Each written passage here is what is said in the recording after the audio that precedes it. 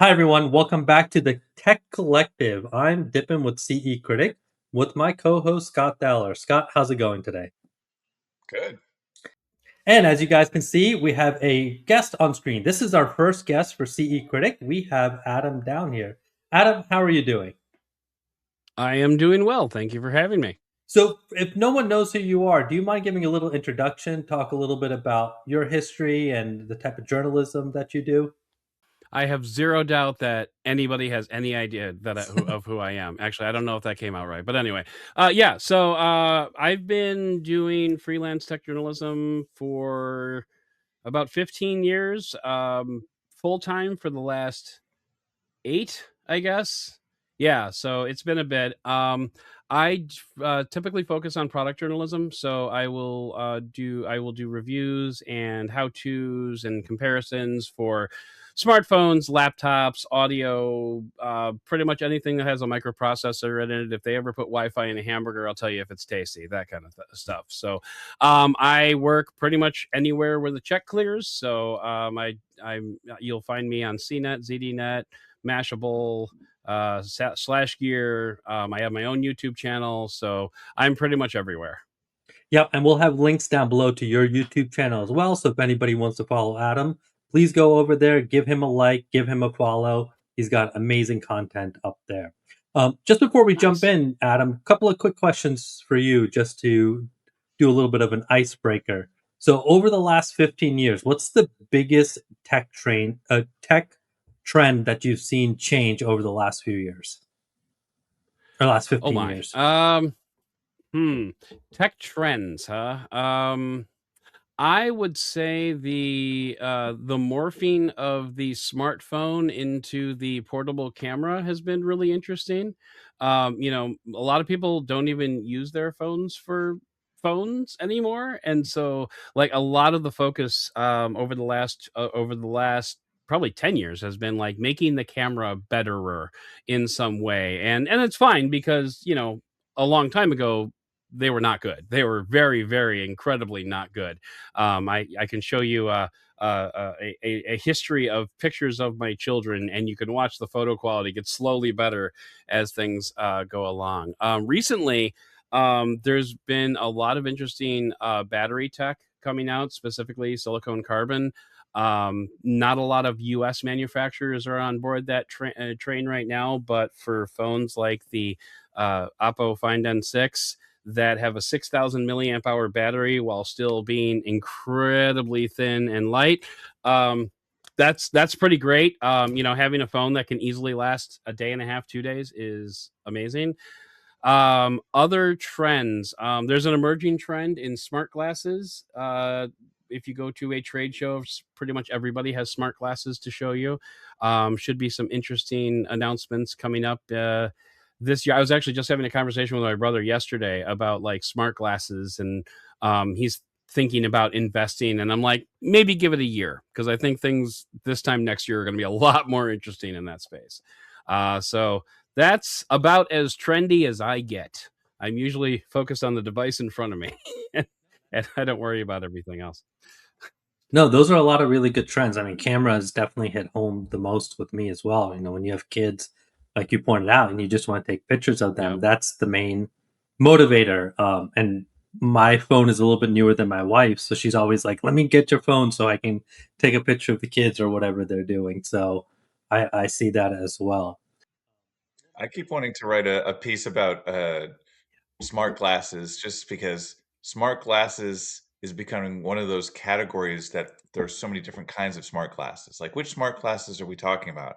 Are these the ones that change tint, that there's audio, there's a display, there's live translation, there's all the Yeah. AI stuff. Like, there's so many different kinds of smart glasses, the ones with the color display, with the monochrome display. So, um, there's a lot people are just flooding into the market at this point. And so, like, when you and I go to the trade show, it's like, of course, this person and this person, this person have their own version of smart glasses. They're just all over the place.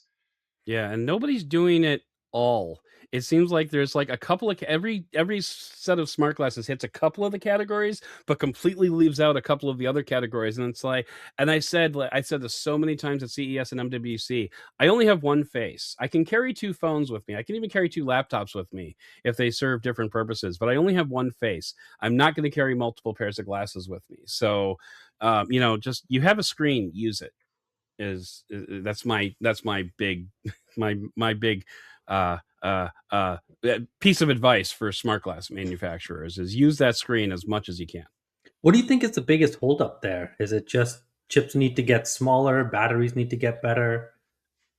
I think battery life is a big one. And I think like a lot of what you'll see on smart glasses these days are things that you can do on the glasses themselves, not necessarily connected to another device. So like a majority of the glasses are things that are doing like on-device AI, on-device translation, even like turn-by-turn navigation. If you have a display, it's still being done on device. There's very little communication between the glasses and a different device, which would then suffer with battery would suffer with battery quality. So I think there's a lot of hurdles to get over, but I also think that we haven't seen the best of what can be yet. And there's a lot of like from CES 25 years ago, Bill Gates would do the annual keynote, and the talk was always about the fight for the living room. Like, who's got the living room? Where's the PC Hmm. and the home PC? And now it's the fight for your face. And like you Yep. said, like there's not a lot to fight about. It's like you only have one face. There's only one way to put it on there, and Yep. so everybody's trying to figure out like what's going to happen on your face. What do people want? And so they're throwing all this Yeah. functionality to try to figure out like what actually sticks, literally. Yep. Exactly. Okay, one more question before we go into our deep dive. If there's one piece Hmm. of tech that you could bring back that's kind of fallen off the face of the earth, what piece of tech would you want brought back? Hmm. That's a big question. Um, I am a big fan. Well, okay, so like I don't know if this is exactly what you're looking for, but I was a big fan of Windows Phone when it was around. Okay. Windows Phone was a wonderful, delightful user interface to use with the big tiles and the live tiles, and some of that stuff has been copied over. Like my original answer was going to be WebOS because that's kind of like how I got my start. But I mean, if you look at a modern Android phone or a modern iPhone, half of the stuff that's in there is all rooted in WebOS in some form or another. So WebOS lives on today. It just has different names. But for Windows Phone specifically, like the live tile interface, widgets aren't quite the same thing. And like I really want somebody to bring back like live tiles. And also, I want notifications down at the bottom of the screen. Speaking of WebOS, because that's where they belong. You can flick them up with your thumb. You can flick them back down with your thumb. It just makes sense, and nobody does it except for WebOS. Well, RIP. But yeah, those would probably be two things that if I were king for a day, that's what all our phones would do. Nice. No, that's Thank you. really, really good insight there. Okay, let's dive into our big topic here, which is press trips, the ethics of press trips, and reviews with journalists, as well as what do you do with the products after you have them in your home. I think we have a lot to cover here. What I'm really excited about is that I've always been from the manufacturer side. I've worked for several manufacturers, so I've worked with a journalist. That's why I'm happy to have two journalists on here who are on the other side and how they feel about this. So this was a conversation when Scott and I were brainstorming different topics we wanted to bring up. Scott was the one who brought this up because it's, I think, very interesting topic for him. So, Scott, you want to kick us off with kind of the premise here and start the deep dive into this conversation? Sure. Well, it's pretty simple, and I'm sure Adam has experienced this before. When people say like, "Hey, what do you do?" I say what I do, and they say, "Wow, that must be fun." And like Mhm. half a second later, so do they just like send you stuff? I say, "Yeah, sometimes they send me stuff. I mean, that's how I test it." And they say, "Oh, do you like get to keep it?" Sometimes, but like every time I get something, like I just got this Wimamp Ultra to test some speakers with. the very first thing I say is just to let you know I received it, and when do you want it back? Hmm. And Okay. sometimes they say, you know, we do, we don't. I want to get too far into that part, but essentially it came up from this is just part of my job. Part of Adam's job is we receive stuff, we test, and then presumably we send back. But I want to hear more also about what Adam, what your experiences are, because I've literally had gadget closets, I've had storage units, I've had all sorts of different ways of trying to keep track of the stuff, and I'm donating stuff to friends and whatever when I know that it's something I don't need anymore. Mhm. So that's the premise of why we're talking about this stuff, because I think folks think it's interesting, like what actually happens with all this stuff and how do we get it and what do we do with it. This morning I spent like 40 minutes packaging up this 27-inch Spatial Labs monitor, and it was so intricate. Like I wanted to make sure that whoever the next person is that gets this gets it back in good condition, and so Yeah. it's a whole thing. I we should do at some point. We'll do a maybe an unboxing. We'll show us A reboxing reboxing. things. Yeah, there you go. We'll do some reboxing videos. Like this is our life, reboxing things and making sure that the cords go in the right thing and all that. Yeah. Okay. So on my end, it kind of depends on the category for me. So I have my fingers in a lot of different pies, as I mentioned at the top of the show. And one of the big pieces of content that the mobile phone industry in particular really enjoys is comparisons from one generation to the next. S26 versus the S25, Pixel 10 Pro versus Pixel 9 Pro.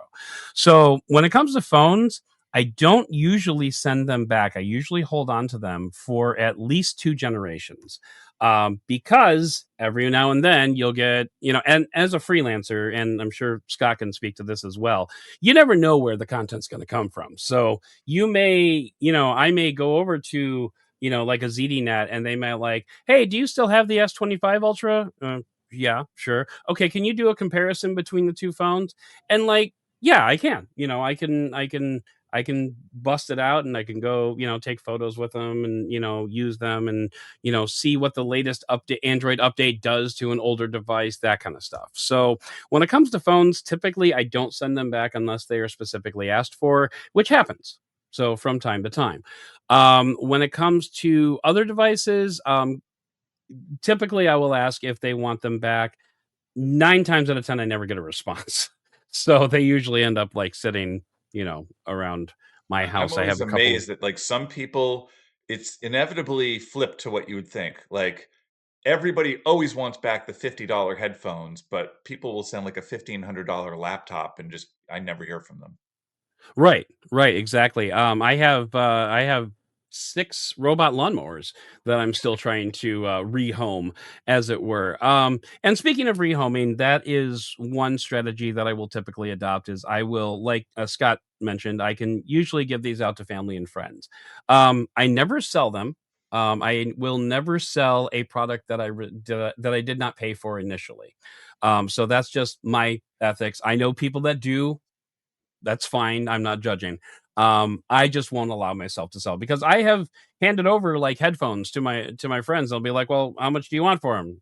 Nothing. Here you go. I want exactly what I paid for it, which is to say none. Now, every single time I give away any device, whether it's a lawnmower or a set of headphones, it always comes with the caveat. I may have to ask for this back at any given time, just so you are aware, because technically this is not my product. This is, nothing's product. This is Apple's product. Actually, I don't typically do that with iPhones, but that's a different conversation. But this is this company's product. I'm just borrowing it basically. So if they ask for it back, I need to get it and I need to, ship it back. It happens. Um, it's kind of like, if they don't like what they say about the police, if they don't chase you after a mile, they don't chase you. So it usually, if you don't hear anything back in the first couple of months, then you're probably safe to, redistribute it or if you want. Yeah, I mean, I don't know that I have much more to say on that. There are reasons to keep your devices around, and there are reasons to send them back. So, and it just kind of depends on where you land on that ethical continuum. I've always thought maybe we should put together like a, um, I don't know, some sort of a collective of like, because, you know, we get together at the shows and I see Rob and Andrea and all the people, and we go like, "Oh yeah, I've got all this stuff, and Andrea doesn't need 8 Right. global vacuums, and I don't need 40 headphones, and you don't need." That has been suggested. Yeah. Nobody's So ever crossed the finish line on point that one, at though. some point, we should do that. That seems like a side project for me. There used to be something called Recycle for Charities, where you could send your stuff, and they would either give it to people who really need it or sell it or fix it or whatever. And it was a really cool thing. Like they would literally send you the box, and then all you have to do is drop it in a box and send it off. But Nice. I have two nerdy follow up questions for you, Sure. um, because I'm just curious in this way. So, do you condition the batteries of your old phones and stuff? Because that's always a fear of me, especially it's more with the wireless earbuds, that if I'm not using certain ones, I use like only 2 or 3 daily drivers, then all the Right. other ones are kind of degrading over time. Um, Not as well as I should. So, yeah, I should set a thing in my calendar that says like, every Saturday, every 4 months, I should like plug in all of my phones and like let them discharge to 50%. I Yeah. don't do that. Um, Maybe I should vibe code an app that will do that for me. But yeah, I really should. And like that goes for like you mentioned, like the earbuds and the phones and laptops. I have a shelf full of laptops. I should really do that for all of my things, and I don't. Just the other day I was getting out a couple of old Lenovo laptops, and when I powered them up, I had them plugged in, and like I got an error message saying battery no longer detected. I'm like, oh, well, that's not good. Uh, Whoopsies. yeah, whoopsie doodle. So, yeah, I do not condition batteries. I probably should, and this is yet another reminder of why I should.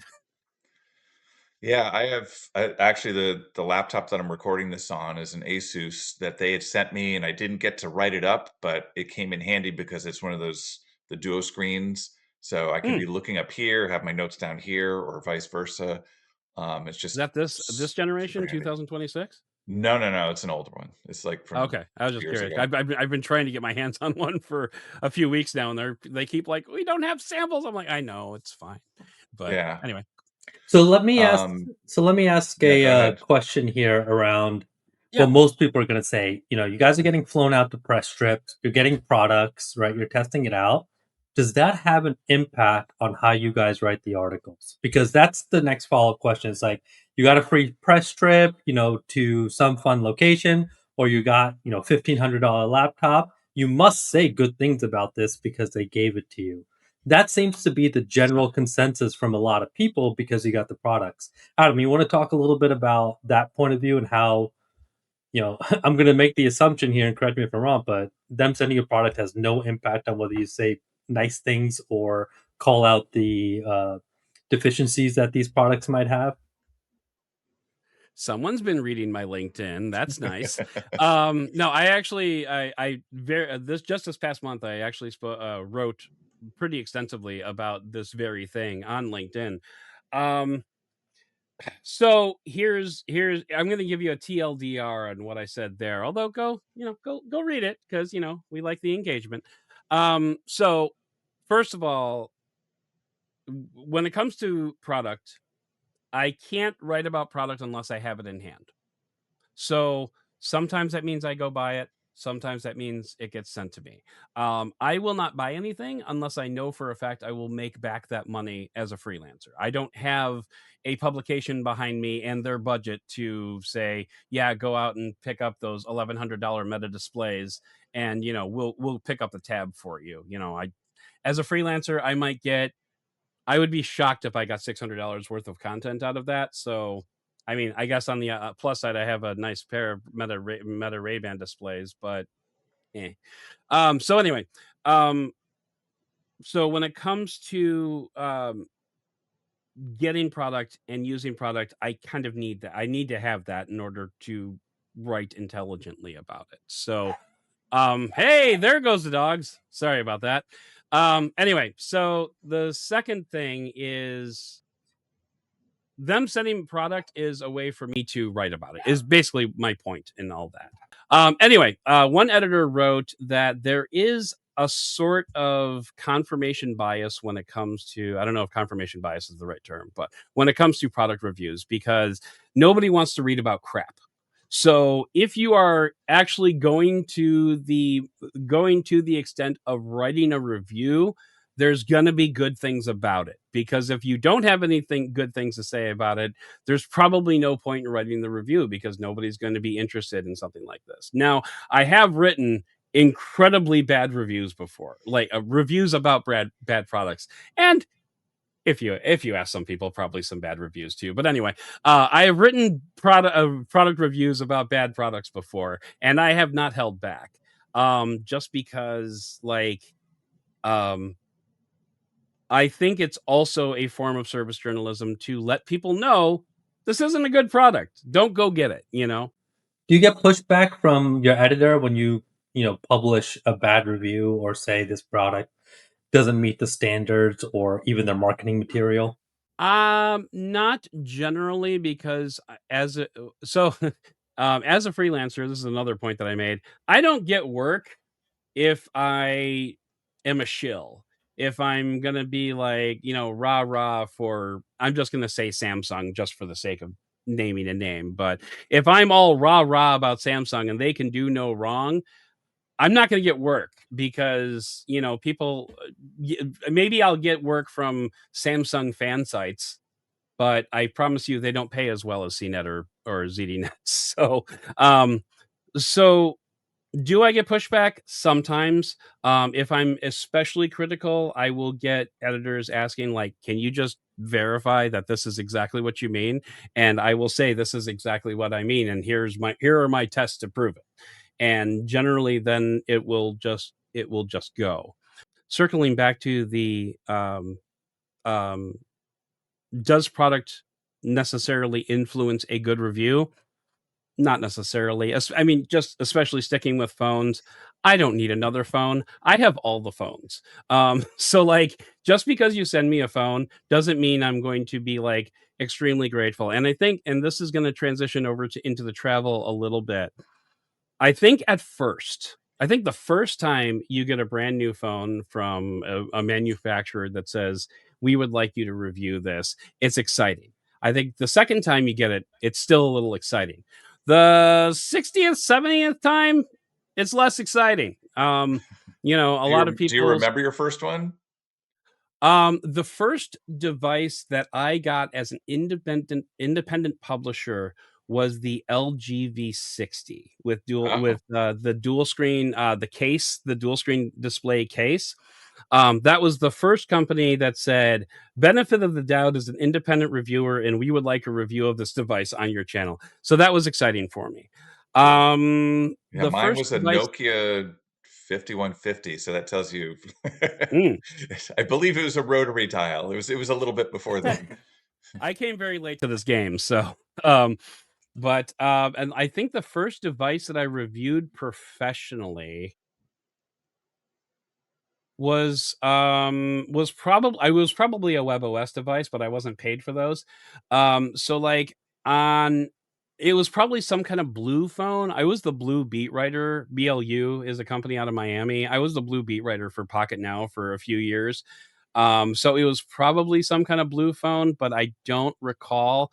One of the first ones that I remember being especially notable would be either the Microsoft Surface, one of the original Microsoft Surfaces, Surface Eye, or probably the Samsung Galaxy Note.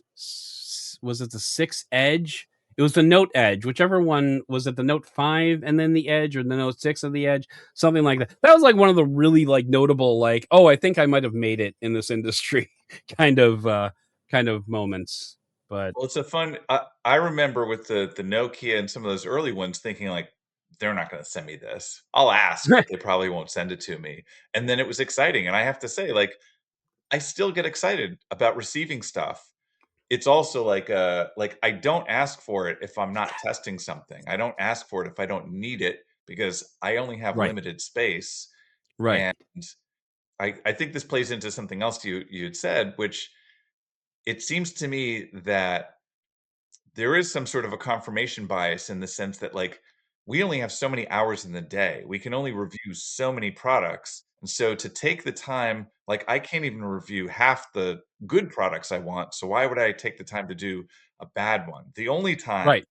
is if a huge majority of people are saying this is amazing and I really think it's not amazing. Right. Yeah, 100%, 100% agree. And I was transitioning over into travel. It's the same thing with travel. Like the first time you go on a press trip, you're like, "Wow, this is pretty amazing." The second time you go on a press trip, you're like, "Hey, this is pretty cool." Like my first press trip was not barring CES, which I did for a few years, but my first real press trip was Samsung Unpacked to South Korea in 2023. Oh, wow. Um, and that was like my first time like out of the country. So it was pretty amazing. But ever since May of 2024, I have been on a plane at least once, if at least, well, actually twice, because typically you go there and then you go back. But I've gone on at least one press trip and sometimes two or even three per month every month since then. And you know what? After a while, it's just work. It's just work, guys. Circling back to the devices, the one piece of wisdom that I got from Andrew Edwards is when someone sends you a device, they're not sending you a present, they're sending you an assignment.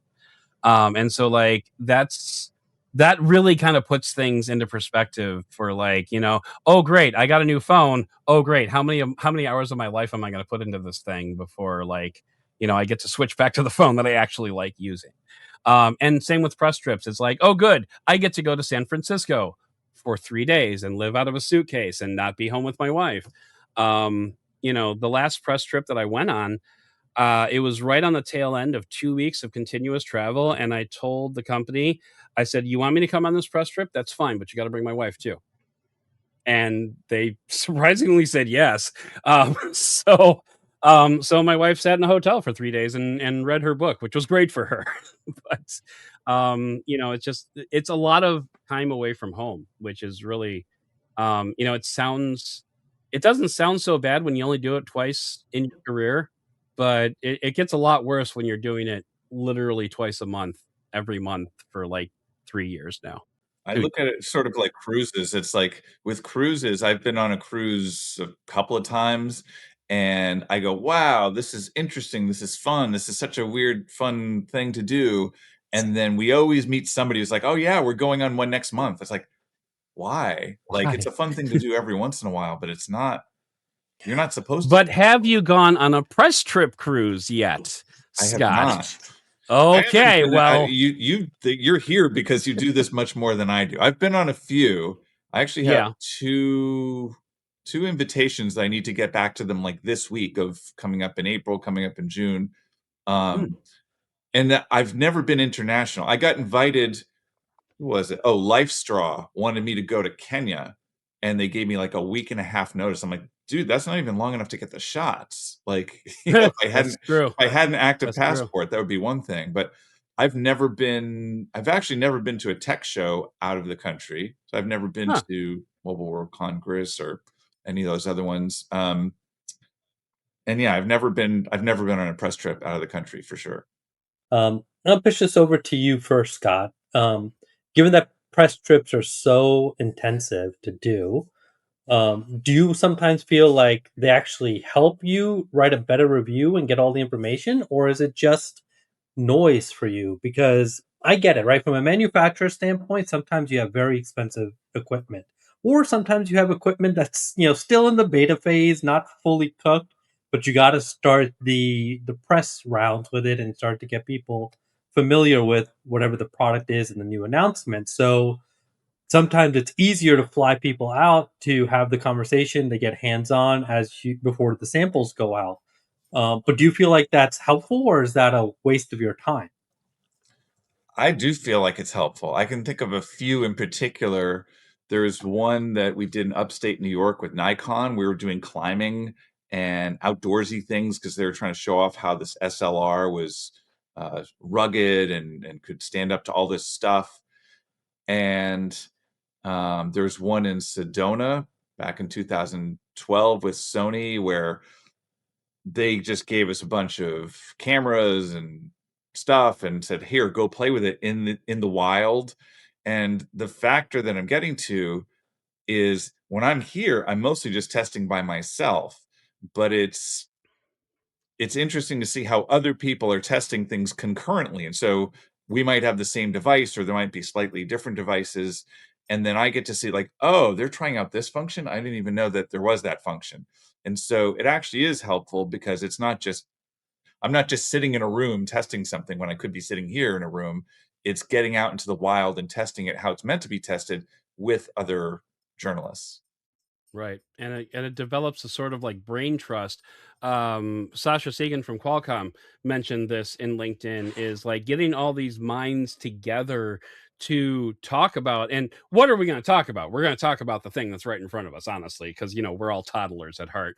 But, getting this brain trust together to really like dive deep into these various features. Like recently at Samsung Unpacked with the privacy display, we had people there with like literal rulers measuring like the offset that you could like start to see where the privacy screen was kicking in. And we had other people that were just like testing like different intensities of light and how that affected the privacy. And like just putting all these brains together, you learn so much. And my journalism style is to be the idiot in the room and just ask a lot of questions. And so like having all these really smart people around me that I can ask questions of in person is extremely helpful. Yeah, the education factor is huge. And I look at CES and press trips and other things as huge opportunities. Like when I go to CanJam or something, I want to learn. I want to know, Yeah. why do I want a balanced input or not a balanced input? Or, like there's so many questions I have. And so, like you said, I think it's a great point. Like it's a great opportunity for us to learn and become better reviewers as we're reviewing.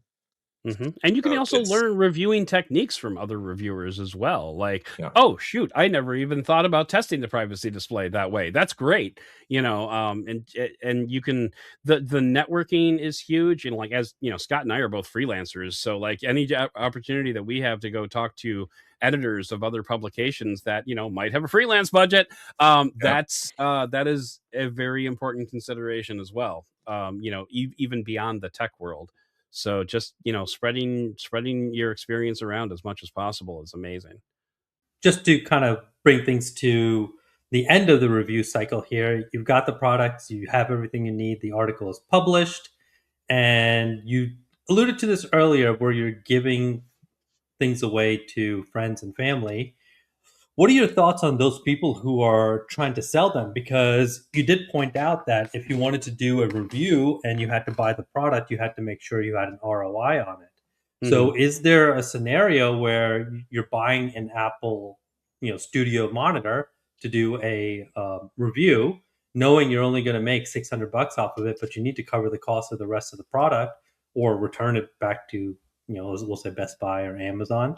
Hmm. Like, what do you do in those type of scenarios, and how do you treat those type of products that are costing you money? I mean, if I have to buy it and I can recoup some of the money off of it by reselling it, absolutely. I mean, if you put your money into it, it's yours. You do with it whatever you want. If it's that's obviously a different category than a product loaner or something like that, or a product sample or something like that. So yeah, if that is a possibility, if that's a possibility to resell it, or I know some reviewers that will buy something from Best Buy, review it for 2 weeks, and then return it before the returns window closes. And you know what? Hey, you're just gaming the system. I have no problem with that. So, yeah, I did a review of the Samsung Galaxy Z Fold 2 back in whatever year that was, probably 2021, I think, where you basically I basically loaned Samsung $2,000 for the phone for 100 days because they had like a 100-day return policy, which was just crazy. So I had the phone for like 2 months, and then I sent it back, and got my money back. And I have no qualms with doing something like that. In fact, I believe I ended my review with, "This phone is great, and I can't wait to return it." I wish I had the cash to be able to do that. There's only one thing that I can think of that I've bought in the last 10 years that I reviewed. It was a lawnmower. Maybe I could have bought it from you. Yeah, there you go. And it was Well, because I I wouldn't needed have bought it. I wouldn't have taken money for it, but anyway. So yeah, I bought an electric lawnmower, and I did a lot of research before I bought it, and I kept it, and it's right now sitting in a storage unit in upstate New York. So, so Adam, I'm curious because I have a couple of opinions about this. I see in a lot of videos, and again, I guess this might get more into like the difference between influencers and journalists, but without getting into that, what are your thoughts about uh, how objective somebody can be? Do you think it makes them more or less objective when you buy something? Do you think it makes you more or less objective? Because I've heard it go both Oh, ways. okay. So, yeah, it's I think whether or not you buy a product, if you're objective, shouldn't affect that objectivity. Like, how you go about acquiring it shouldn't play a factor into how you review a product, because a product is going to have good and bad points to it regardless of how it came into your possession. So I think if you are going to buy a product from an ROI standpoint, that's how you're going to be looking at it. Is there going to be enough interest in this product to warrant me spending my own money on it?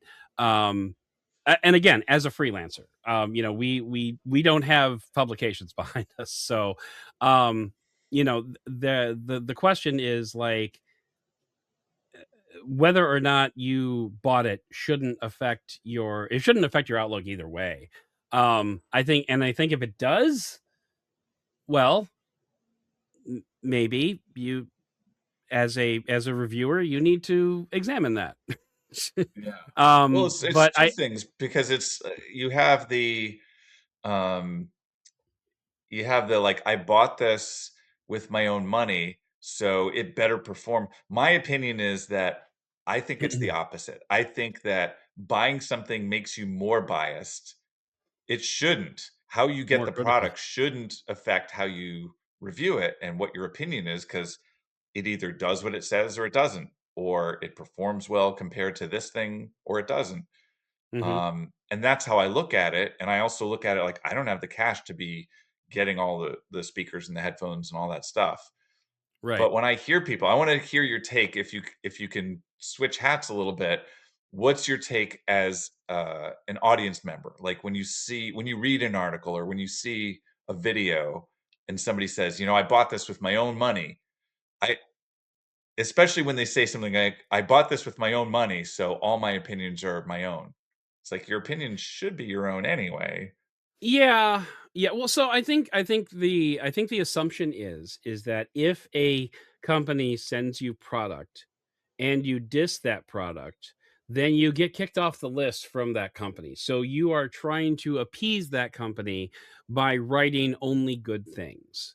And I think that's the prevailing wisdom that goes into assertions like that. Whereas if I bought this product with my own money, then these opinions are my own, I guess, releases you from that obligation. But at the same time, um, I don't know, like, yeah, I see I see what you're saying, and like as an audience member, I don't really. If someone says I bought this product with my own money, my first thought is, oh, why didn't you just ask for it? Like, Yeah, but me too. I check my privilege. I know. Anyway, but yeah, I just as an audience member, I can see why saying I bought this product with my own money, so these opinions are my own, would be a consequential thing to say. It doesn't bother me either way, but as an audience member, I can see why there might be some more value in that. I can also see why there might be some more value in people whose titles for their YouTube videos say "my honest review," as opposed to all the other reviews, which apparently are dishonest. So Yeah. that's good to know.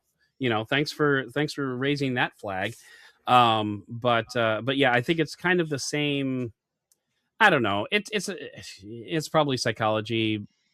I need to catch up on Shrinking in order to the Apple TV show Shrinking. This podcast not brought to you by Apple TV. To learn what the psychology behind that is, but I think as a reviewer, I. I think as a reviewer, I think I have too much of a reviewer hat that like I don't think I can divorce myself from that in order to say like what the audience might think about that, because honestly, as a reviewer, I know literally everything has good and bad to it, and if you're only talking about good, then you are in some ways full of it. Yeah, I mean, there's what I tell people most often is that there's a little bit of black and a little bit of white and a whole lot of gray. I Mm-hmm. mean, it's that obviously if I request a product that I have no intention of reviewing and I sell it to somebody, that's as bad as it gets, as far as I can think. Yeah. And if I request a product that I intend to review and I do review it and I return it, that seems like an even transaction. And Yeah. everything else is gray. Everything else is like, well, uh, what am I supposed to do? Am I supposed to keep it on a shelf here so that the batteries can degrade and I can not afford to hire an intern to condition my batteries for me? Like, it doesn't make sense. I only have so Right. many friends who run so many golf and poker tournaments that I can give away products to. Right. This is part of what we're doing over at CE Critic, right? The reason we're aggregating all these reviews and giving scores to them is to really help people know who I kind of say authentic reviewers are, because there's too many people out there who have not even touched the product and they're trying to give reviews, right? They Yeah. walk into a Best Buy and they're like, "Ah, look at me, I'm at Best Buy and I'm touching this phone or laptop or TV, and this is what I think about it." And they've never even brought it into their own home. They don't have any metrics for testing it. So Yeah. that's a real big reason CE Critic like is very picky on what reviewers actually get aggregated in, because we want to make sure someone actually got hands on, put the product through its paces, found the strengths, found the weaknesses, and then gave an authentic review around it. Yeah. And that's a really big part about what we're doing. And I don't think people realize that these review cycles can be pretty intense. Adam, I'm just going to kick it back to you as we were talking about the travel. I've scheduled these from a manufacturing standpoint, but we have pretty intense itineraries we put together. Do you want to just quickly talk about what it actually means to go on a press trip and how the manufacturers sometimes set those up? And it's not like you're walking around on vacation there, right? Like they're Right. there for a purpose. Right. Yeah. So I mean, like a prototypical press trip. Let's just talk about Samsung Unpacked, because that just happened back in San Francisco, back in February. Um, Samsung brought us in. I landed in San Francisco on a Monday, and we had briefings and like a hands-on session that first day, like 2 days before the Unpacked announcement. So we had some devices in hands, but under the controlled circumstances of a hands-on area. Like they didn't give us demo units or anything yet. So we were able to take photos, play around with them a little bit. Typically, a manufacturer will set up um, areas where you can go to, where they will showcase certain features. Like they had one for the privacy display, they had one for horizontal lock and stuff like that. So they'll show you like a demo as to like how that'll actually work. It kind of gives you a little bit of insight as to like how you can go about testing this. The second day, um, I actually didn't have much officially on my calendar. There were a few roundtable sessions that that Samsung invited us to, where we could speak with executives about certain questions about. I think one of them was for camera, one of them was for the display, and one of them was for. I don't remember what the third one was for. It was obviously very impactful for my journalism. But then I also was able to talk to the PR people and go back to the demo sessions, because they bring in groups from all over the world, and they uh, differentiate the hands-on time to those various groups: North America, Canada, Europe, Africa, Asian territories, whatever. Uh, uh, they bring in those groups separately. So I was able to go back to the demo area and take a few more photos that I had missed my first time through.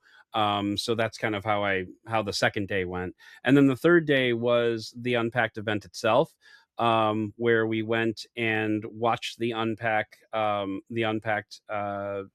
presentation, and then we went from there. We went back to the hotel where we picked up our review units, and then uh, a lot of people actually flew out that day, like that evening, because MWC was like literally in 2 days. I didn't, because of like the time zone shenanigans of flying from the West Coast to Chicago. Like, my choices were either land at like midnight in Chicago, or just sleep at the hotel one more night and go back at a normal human time.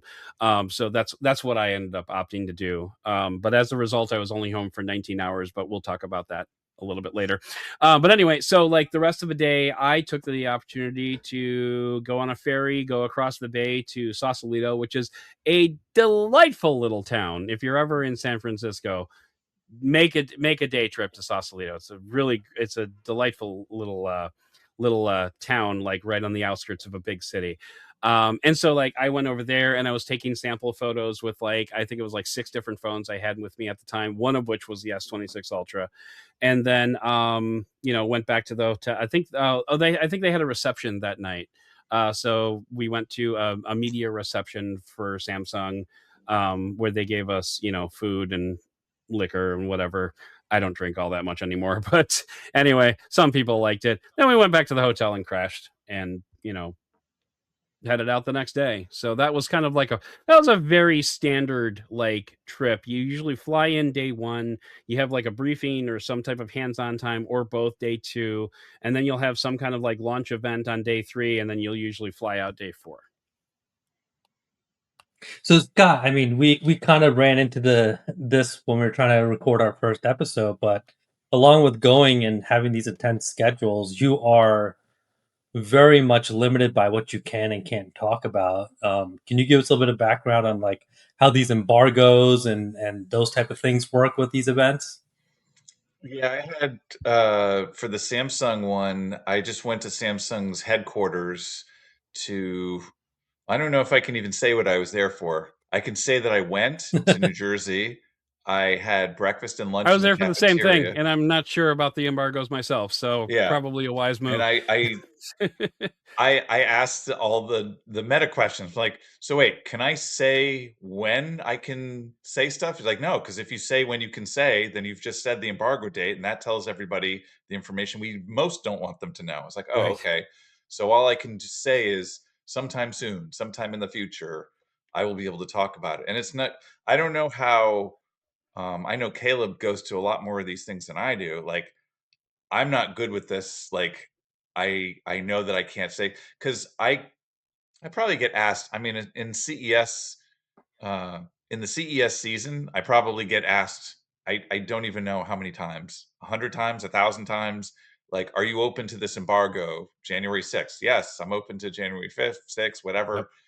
Um, because I don't tend to do a lot of timely things where it's like I'm doing a review and next week it's coming out. It's like all my stuff is kind of um, long term anyway. Yeah. So for me, like, I agree to a lot of embargoes, and there's a lot of stuff that I can't talk about, but it usually doesn't come into play. My kids see me like testing things, and I'll just say like, oh, these aren't even out yet. And for some reason, that makes me feel better about myself as a person. Like, isn't this so cool? Sony hasn't even told people that these exist yet, even though most people know that they exist. And then eventually they come out and they're like, oh, those are those things that you were testing for a while. It's like, yeah, your dad Mhm. is a little cool, mostly not, but a little cool. Mostly not. Yeah, that's and embargoes are wonderful devices. I personally love embargoes because they're it, a publisher's life is filled with like deadlines and late nights and weekends enough as it is.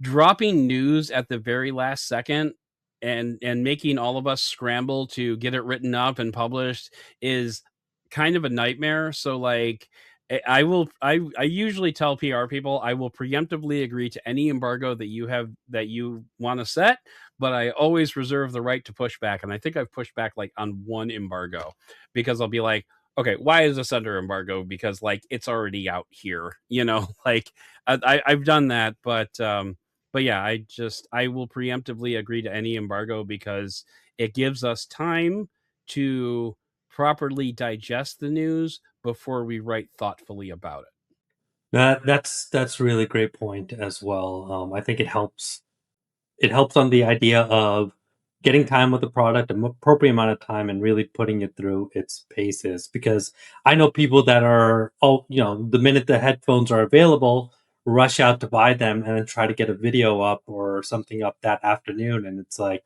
how have you had enough time to really understand the product that's in front of you? Yeah. Sometimes it takes half a day to update a product too, right? So, you're Yep. dealing with all those little nuances. There's some ego stuff too. Like, I see if I get some headphones and I have time to, I have like a day with them or something like that, and then I see one of the people I follow is like, yeah, I've been listening to this for 2 weeks. I'm like, 2 weeks? I know the same person. How did you get them for 2 weeks and I didn't get them for 2 weeks? Like, whenever, Because they're better than you, Scott. yeah, well, that's what goes through my head. Like, there's all sorts of journalism stuff, but there's a lot of ego stuff too for me. Mm. It's nice to be invited on press trips, and I don't get a big high out of saying, "Oh no, I can't be flown to Miami. It's not worth my time." Like, that doesn't excite me to turn down things, and I feel bad. Um, Mm. but it's an interesting thing that, like, part of my job is to assess like what free stuff. There are times where I've had to say a few times like, no, I really don't want this. I'm not doing anything related. I'm never going to do something. Sometimes Right. people actually do. You mentioned gift. Sometimes people do actually send a gift, meaning Oh yeah. like, hey, we don't expect anything from this. What was it? Oh, HP, when episode 7 of Star Wars came out, they had this Hmm. Force Awakens thing that they sent. I still can't believe that they sent me this. It That's was cool. a thick, heavy, black wooden box with a Huh. laptop, a Darth Vader mouse pad, and like all this stuff. And I had that laptop for a while because I didn't want to give it up. And That's the so cool. the case had my name on it. And again, I was just a freelancer at the time. I'm like, "Why are you sending this to me?" And they said, "No worries. We don't expect any coverage. You don't have to send it back. We just want to get this out there because we're so excited to share this with you." And I thought, "Wow, you have a lot of money to be able to do this, because interesting." Somebody's budget's got refreshed. Yeah. That's fun. So, like, it does happen, but it's Yeah. it's not as much as people might think. Let me ask you about, some of these manufacturers that really push hard that, might give you something or might send product your way with the very high expectation of receiving a positive review, whether it's, 5-star review, editor's choice awards, something like that. How do you guys navigate that when people are trying to put pressure on you guys for the review?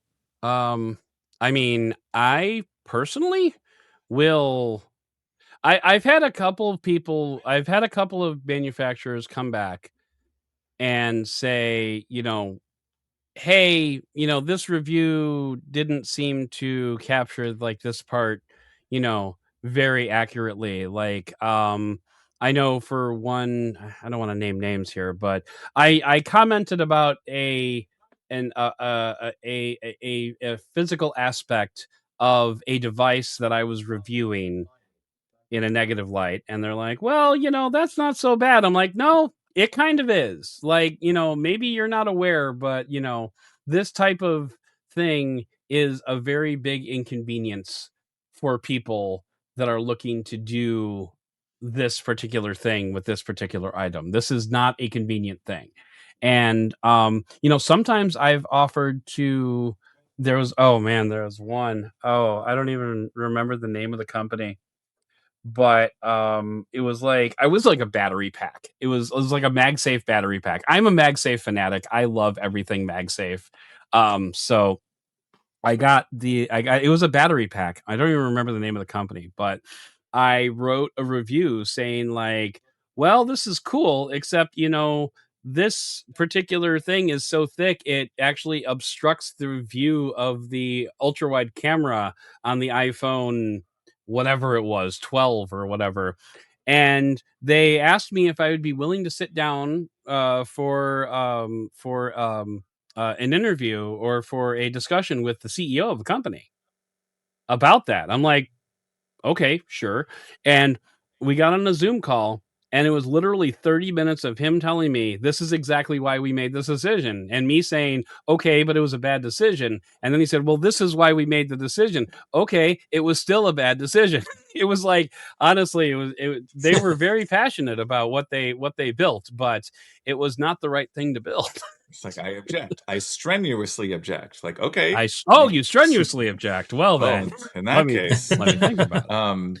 yeah, I haven't run into that much. I've run into a lot of people pestering me for a review, and Hmm. whether I've said like, "Hey, I'm working on something," and unfortunately, as is sometimes the case, I've had things where an editor assigns me something, and then I ask a question about it, like, "Hey, how many words did you want? How much are you going to give me for it?" And then I get ghosted.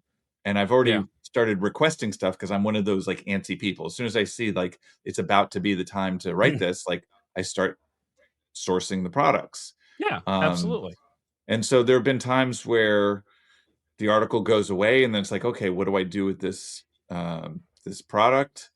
Yeah. And there have been other times where I say, listen, I'm not working on this right now, but I could see using I'm personally interested in this. And sometimes that's how an idea for an article comes up. And it's Yeah. usually it usually works in twos or threes where like somebody will say, hey, there's this home appliance and then that home appliance. And I go, huh, maybe I should do something on home appliances.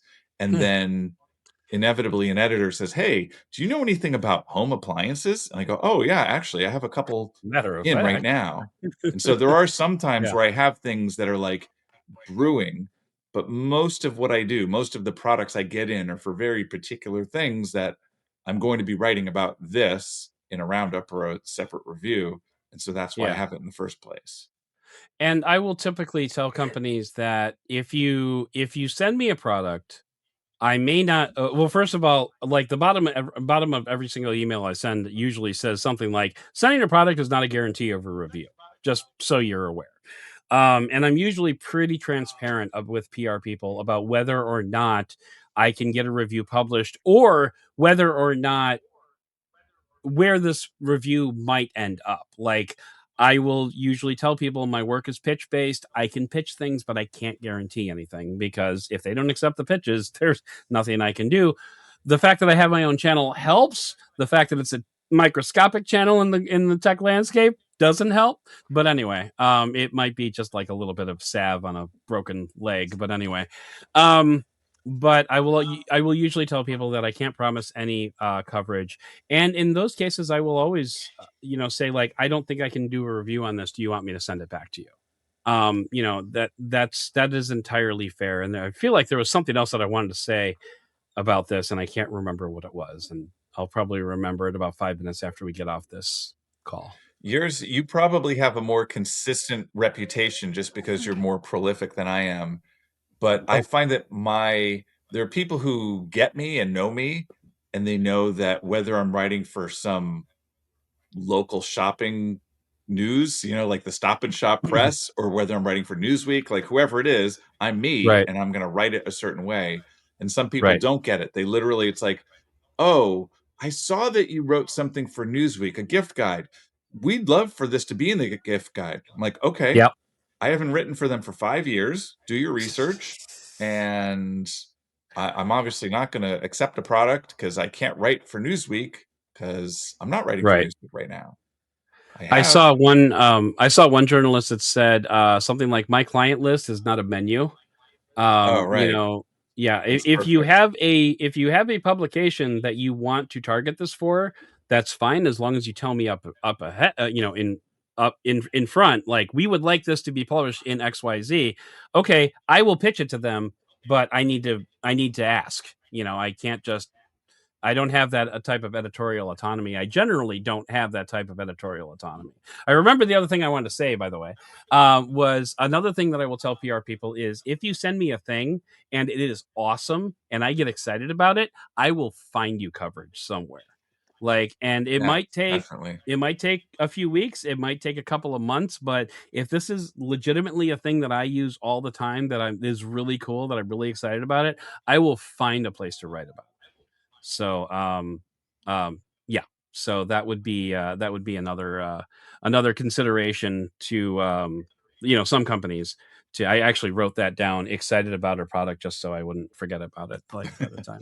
When you're talking before about the CEO who wanted to justify having the wide angle camera covered, Right. it made me, because I know that you do mock reviews. I do mock reviews, and Hmm. sometimes they're called strategic reviews or critical reviews or private reviews.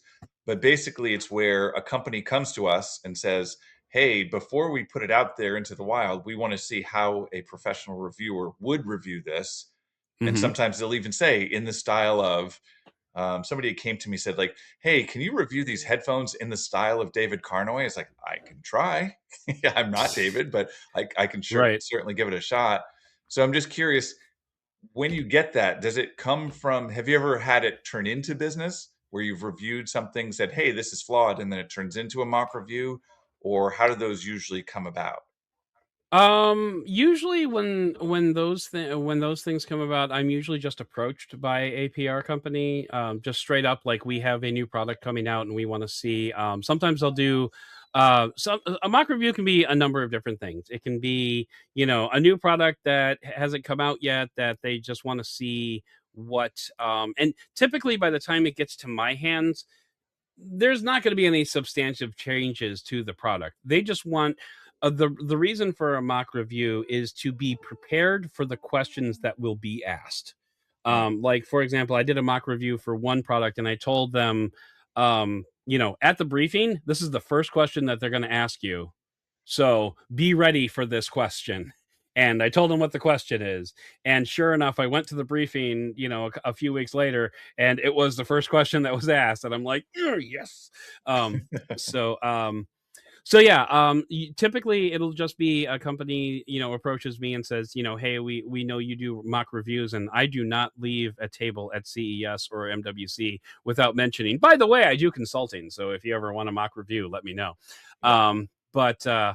And sometimes one of my favorite ones that I did was not so much a mock review of a new product, but a competitive analysis of where a product stood within the field of its competitors. So they got me one of their products, and then I went out and got like 5 or 6 competitors of theirs and just kind of like lined them up and said, okay, here's what this one does well, here's what this one does well, here's what this one does well. And it's funny because one of the competitors that I lined up, I called it a Timu version of their product, and they're like, "Oh, we love that. Can we use that?" I'm like, "Yeah, go ahead."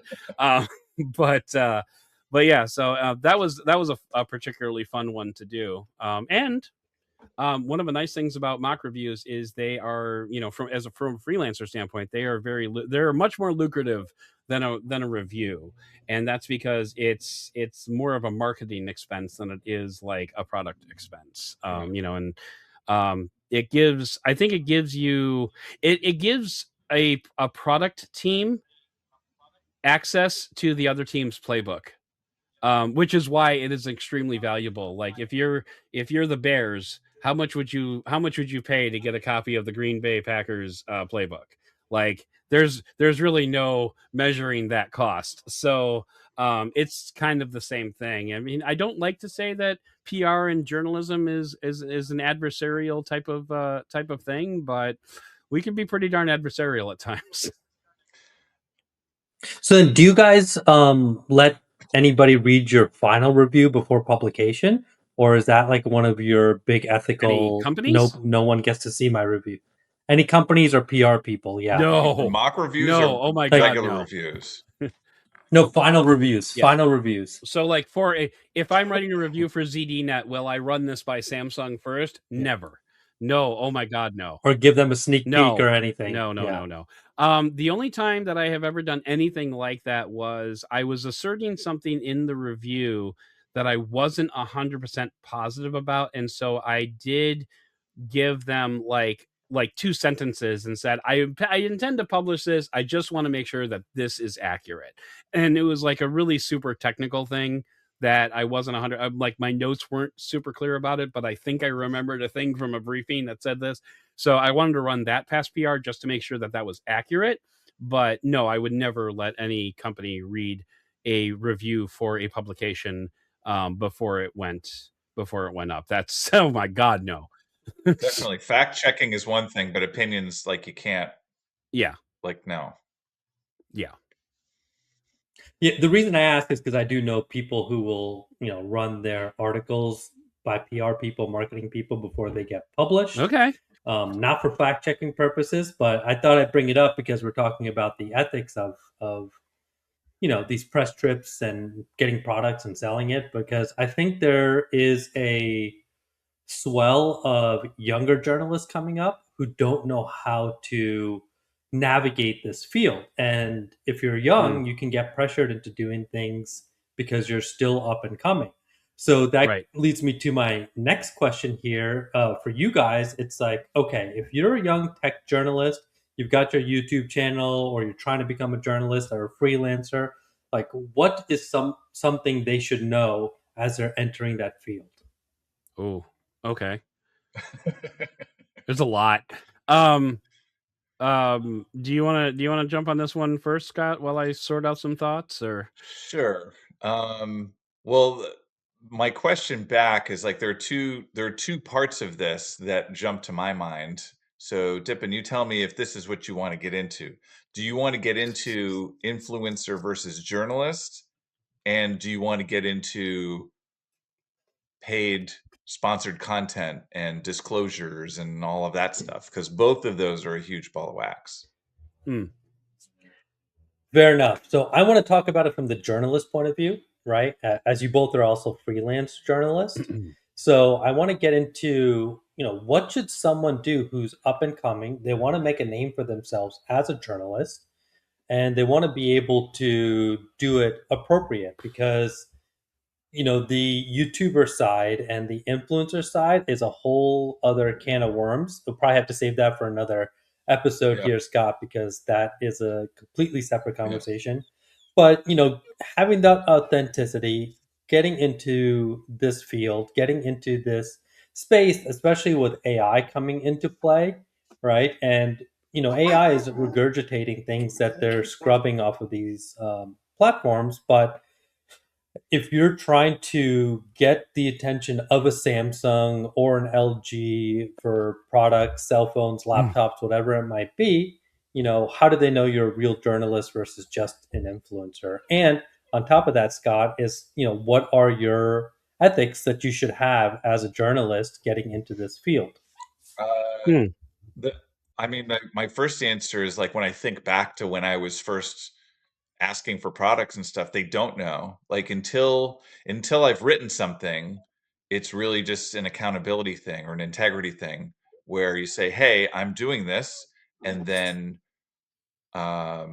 this is how long I'd like to have the product. You send it back, and then you send a clip, say, hey, the article actually came out. And then the next time you go to ask for something from them, if it's Verizon or Nokia or whoever it is, then they'll say, oh yeah, you're that guy who wrote that thing.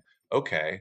Or there's sometimes, like I said, where I'm invited on a press trip, and what was one? Oh, I was invited on a press trip, actually, to Adam's point about smart glasses, and it was down in Miami just last month, and I wasn't able to make it down there.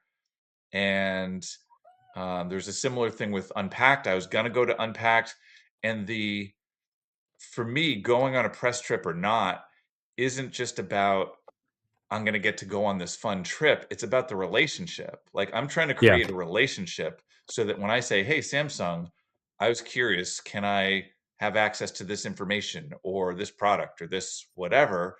Then Samsung knows me, and it's really about the relationship. So I don't know. It's hard to teach ethics in just in one line, but part of being a Yeah. journalist is being as unbiased as possible and uh, doing what you say you're going to do, and then just following up with people.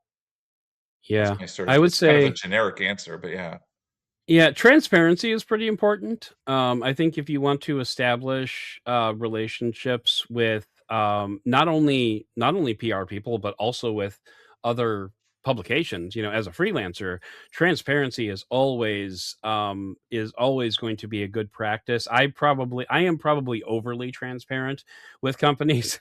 And with companies both on the publication side and on the PR side, just because I want there to be. See, to me, communication is like the gold standard, and I want to make sure that I'm accurately communicating everything in as much detail as possible, probably to an extent that isn't absolutely necessary. So I would say, transparency is probably a key um, um, talent, a key, a standard Pillar? to maintain, a pillar. There you go. And the other thing is, like, just for someone who's new to this, show up. Show up and do what you say you're gonna do, and I think that's gonna go way farther than any subscriber count or anything like that. Just show up, be reliable, and be honest, and don't BS people. I think it's really the best advice that I could give. yeah, All right. agreed. I think this was a great conversation. Is there anything else you guys want to add to this? I mean, I think we covered pretty much everything across the board here. For someone who is trying to see what's happening behind the scenes and the ethics around press trips and getting free products and kind of what you guys do with the products after the review is done. Is there anything else you guys want to add to this conversation here that we might have missed?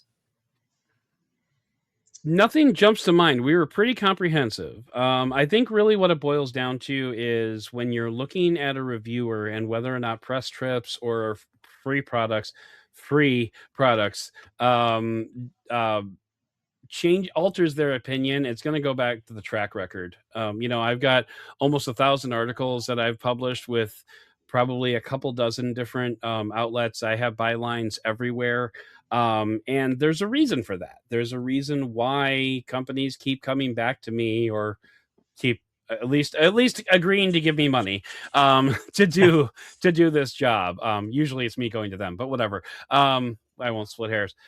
So there's a reason why companies, why publications, and why the Samsungs and the Apples and the Motorola's keep coming back to me, is because I say what I'm going to do, and then I do it, and then I show up, and that's really what it boils down to. And yeah, I think that's really going to be your biggest takeaway, is like, look at the track record, and make sure that there's that honesty is part of the equation.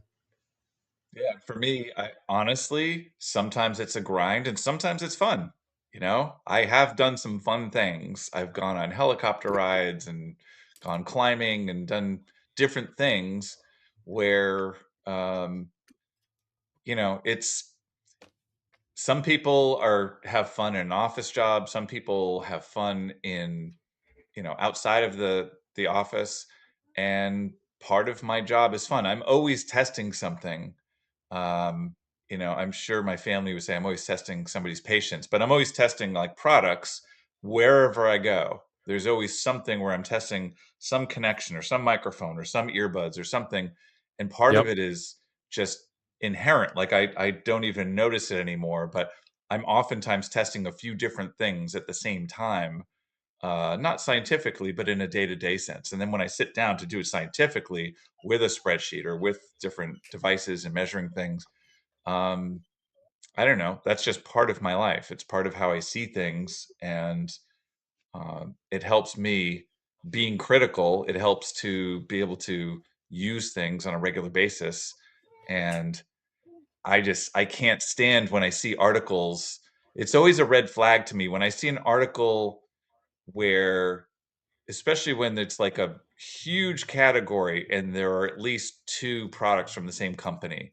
And I'm just going to say it. If I see Bose in something about headphones, or I see Sonos in something about sound bars, then there's something going on there. Like somebody, it's not that those aren't great products. They are great products. But I mean, there's so many sound bars and so many headphones and so many other products to write about. Did you really have to write about two from the same company? Like you couldn't have just referenced it in that thing. It just seems lazy or AI based or something. So I don't know. There's a lot of sort of side conversations and different ways this could go off, but I think we should save those for other episodes. That sounds Mhm. great. Adam, thanks so much for joining us here. Are you able to Please. share what you're working on next? Actually, I'm kind of at a blissfully kind of a not busy section. Like the last couple of days, I haven't had anything to do, so I've been working on taxes, which has been just as horrible as I expected it would be as a freelancer. So yeah, anytime you want to disparage a freelance journalist, just remember they're paying a lot more taxes than you are. Anyway, so yeah, what do I have coming up? I've got my handy dandy calendar right in front of me here. Okay, can't talk about that yet. I've got a comparison piece coming up for the Samsung Galaxy Z Fold 7 versus the Oppo Find N6 that I showed you in a little bit. I've got a road trip coming up, which is going to be a work-related road trip where I'm going to be uh, testing 5G signals along the rural roads of America, which is going to be interesting. And that's really kind of the highlights. A couple of speaking of which, I've got a couple of press trips coming up at the end of next month. So can't talk about one of them, and the other one I think is too boring to talk about, so I wouldn't worry about it. The dogs are really excited about it, though. You can tell. As soon as I mentioned it, they just went absolutely crazy. Tomorrow, I'm going to see a soccer game between the Team Mexico and Team starts with a B. I'm forgetting Belgium. Belgium. Team Mexico. Belgium. Belgium. It's a friendly match, sponsored by AT&T. So they invited me to come down. So that'll be a fun little thing. But yeah, that's pretty much what I have going on. And of course, there's my YouTube channel, Benefit of the Doud. It's youtube.com/benefit of the Doud, Doud, like my last name. And yes, it is a branding problem that I'm aware of, but Benefit of the Doud, petition works. Scott, what do you got working on? Just the bookshelf speaker thing for Business Insider, just starting to get in amps and speakers, and there's some good stuff. The products are actually starting to show up, so I'll be doing a lot of listening to music, which again, it's work. It's what I've chosen to be work, and there's a lot of work that goes into listening to music, and that's what I'll be working on the next few days. All right. Well, thank you everyone for checking out episode 4 of the Tech Collective, where we dove deep into the ethics of press trips and products. Really appreciate you being here, Adam. I think you brought a fair amount of insight into this category and this topic, and also being our first guest on the show. It's a big moment for us, and I hope you really enjoyed yourself here. Don't forget to like this video, subscribe, hit that notification bell, and we'll catch you guys in the next one.